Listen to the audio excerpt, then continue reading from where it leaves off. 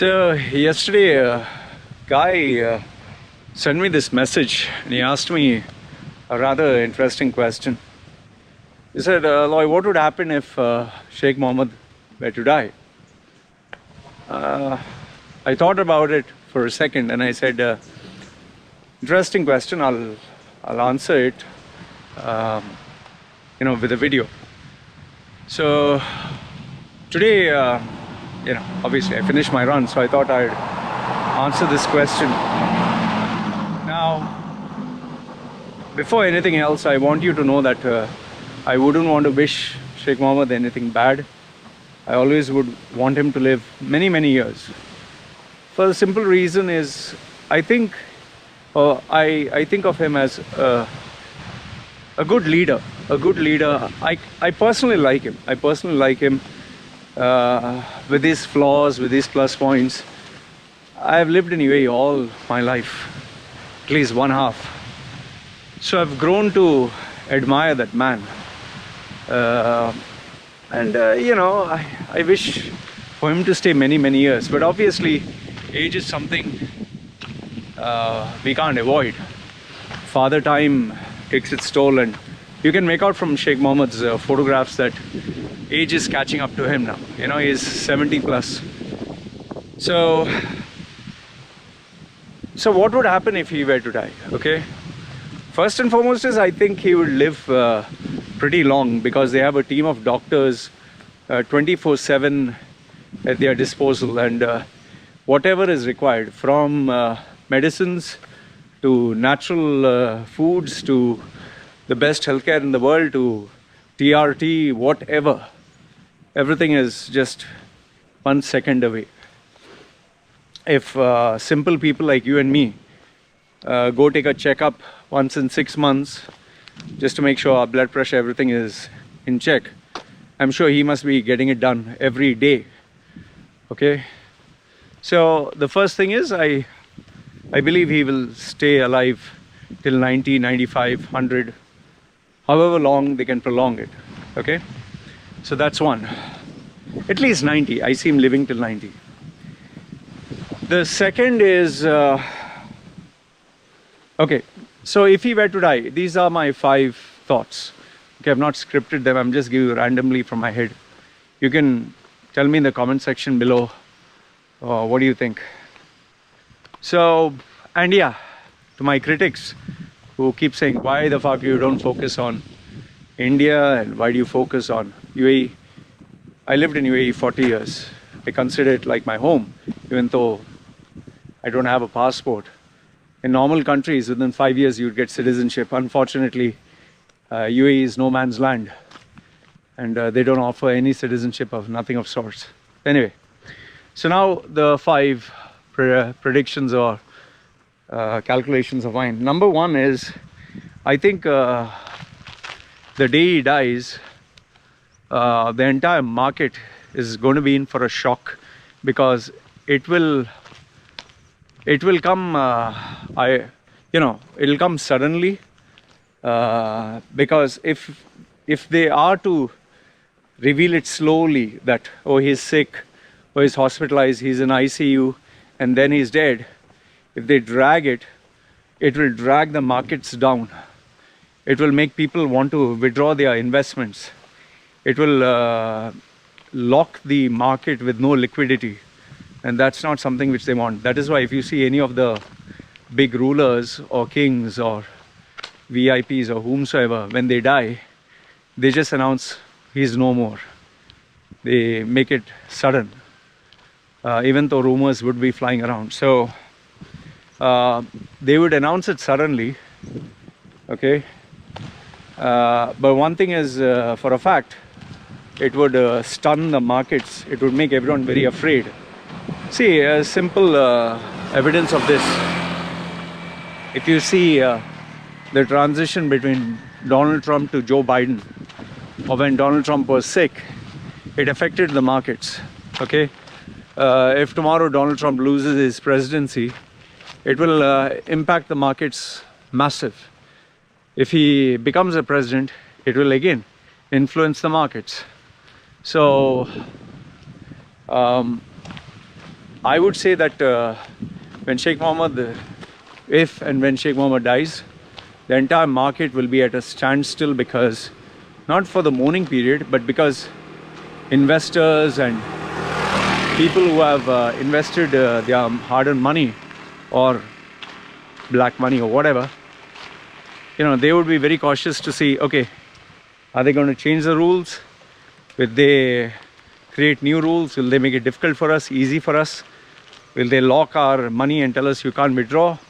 See, because if you remember, during the Gulf War, when Iraq invaded Kuwait, Sheikh Mohammed made sure that he relaxed the rules. He said, anyone wants to withdraw money, you can withdraw and go. We are not going to stop you. The reason being is, if he had stopped them, then there would be mass panic. See, let whomsoever wanted to withdraw, withdraw. And initially, people were withdrawing, but after that they said, okay, nothing is happening, we put the money back. So that's number one. Number two is the big question. That is, will Abu Dhabi take over, or will Dubai maintain its autonomy? Because, see, until now, Dubai, even with all its behavior patterns and nuances, high risk maneuvers and aspiration to become a global hub, it has failed many areas. It has failed a few areas, you could say, but the few areas have been massively expensive, like Expo 2020, with no fault of their own because of COVID. But other ventures like the World Islands, then expansion of the airport, the aggressive expansion of the Palm Islands, the rail, the building downtown Dubai, the tallest building, and that's why they changed the name to Burj Khalifa. So the second one would be, can Dubai maintain its autonomy? Would Abu Dhabi and the powers that be would take over? Because Abu Dhabi just wants to take over, and that's why the bidding process of all those hotels, and Abu Dhabi has given a lot of money to Dubai, and Dubai is yet to pay. And Abu Dhabi and Dubai, that lack of unity is very evident. That's why they had a namesake, photo obsession. But overall, the leadership styles of Dubai and Abu Dhabi is different. In the same way, like all other Emirates, why do you think during a wedding or during a mourning period, during the wedding, sorry, you did not see the Sharjah Sheikh there? And, it's obvious. When between our families, let's say our family members, we might have differences of opinion, and we don't agree and we keep away. These are very big families. Okay, so will Abu Dhabi take over? That's a big question. Number three is, I think this one is, without a doubt, if you could say, is number one, is the biggest. Is Faza a capable leader? I mean, nobody has seen him do anything leadership other than, okay, he is an adventurer, he likes sports, take part in running, takes part in skydiving, takes part in endurance racing, he's good at poetry. But apart from that, where have we seen his leadership prowess? Okay, he has come out with a few rules here and there, being the chairman or the head of different government bodies. But everyone knows without a doubt that is his father talking. His father sets the rules. He tells him, say this, say that, say that. He'll do that. In fact, if you look at him, he looks like a small boy. Look at his face. Doesn't look like still look like a small little boy, He doesn't look like that rugged man. Like if you see Sheikh Zayed, look at Sheikh Zayed's face. Look at Sheikh Mohammed's face. Now look at Faza's face. Faza looked like this cute little boy. Okay, keeping the physical appearances aside, okay, you can say, oh, Loy, you look like a tattooed freak who then shouldn't we judge you? Okay, fine. Then let's give it another example. After Walt Disney, who took over? Any of his successors? Okay, let's look at now after Narendra Modi, you think any of his sons or daughters can take over? Let's look at Vladimir Putin. Let's look at George Bush. Let's look at Bill Clinton. In terms of businesses, okay, UAE, local business houses, Jumbo Electronics. Then, which other? Okay, B.R. Shetty. Check him and check his children. Then, who else? Alucas. Check him and check his children. See, the fathers, no? The fathers who, the first generation who start the business, the second generation very rarely prove to be effective or better. Like in rare cases, like in the case of Qatar's Emir. Okay, he took over his father's reins and he exceeded. Suleiman from Saudi. Okay, he not only took it from his father's reins, I mean, he went in a totally opposite direction, a high risk taker, but a bit too much on the aggressive side. I mean, that Aramco 2 trillion nonsense and the 2030 vision, he totally fucked it up, big time. Okay, see, I'll give you an example. Now, me, I'm good at personal branding and tattoos, and my daughter, or even if I had a son, they are a different person, they're a different human being, they have different traits. Maybe they are not interested in this line of work. I can't expect them to carry on this personal branding or this online business. They are their own person, they have their own, like for example you might be a doctor, you might be an engineer. Maybe your son or daughter doesn't have the same interests, passion, hobbies. They're a different personality. So to expect Faza to take over his father, it doesn't seem so. In fact, I want you to see one documentary, Jiro Dreams of Sushi. Okay? Watch that documentary. It's a Japanese guy who makes sushi. You know, just rice with fish. It's such an incredible documentary. That guy, from the age of, I think, 14, started this trait of learning how to make sushi from the age of 14, I guess. Yeah. Now he's 87. From the age of 14 till 87. Okay. So nearly 70 years. And he's still trying to master the art of making sushi. Okay. There is a 2-month waiting period for his restaurant. It's a simple restaurant. The bathroom itself is outside. But people whomsoever has eaten his sushi says that they say that they've never tasted anything like this in their lives. Okay? Every sushi has a unique taste, and if he gives you any sushi like of the same, it'll taste the same. In fact, he knows how to judge a fish based on texture. He knows which fish will taste how just by looking at the fish. He knows there is a fatty fish, there is a lean fish, there is a hard fish. Like you and I will just look at it, it looks same, the piece of meat. He knows how much to massage a fish. He knows, I mean, it's so incredible. He has perfected the art of cooking. And if you have to be his apprentice, just to cook eggs, okay, it takes 10 years before you earn the privilege of cooking eggs. Until then, you just have to cut. So it takes 10 years just to be his apprentice, you know, just to earn the right of cooking eggs. And even when cooking egg sushi, it seems that you have to first show it to him how you make an egg sushi. And one of the apprentices, he tried cooking one egg sushi, just cooking, for literally, I think, 4 months. 200 times he had to make it. And